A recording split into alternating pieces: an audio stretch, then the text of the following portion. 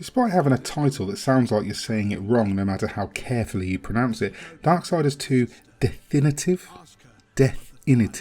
that's right, isn't it? Deathinitive Edition is a decent enough port of a cracking game, let down by some very iffy performance. It tells the story of the horseman Death, voiced by the inimitable Michael Wincott, who sets out to clear his brother's name in a sequence of events that precedes and overlaps the timeline of the first Darksiders game.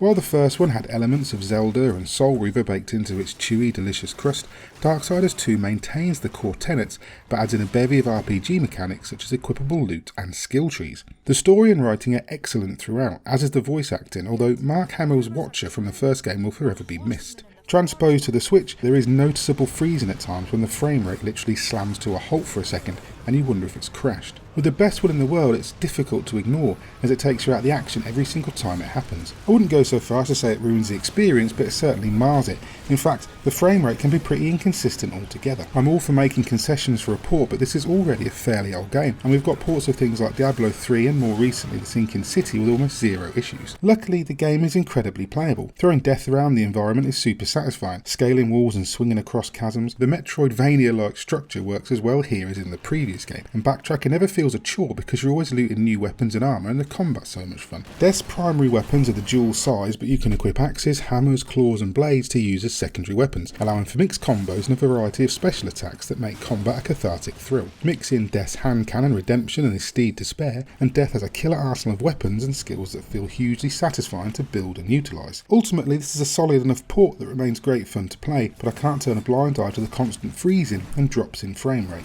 Recommended, but go in aware.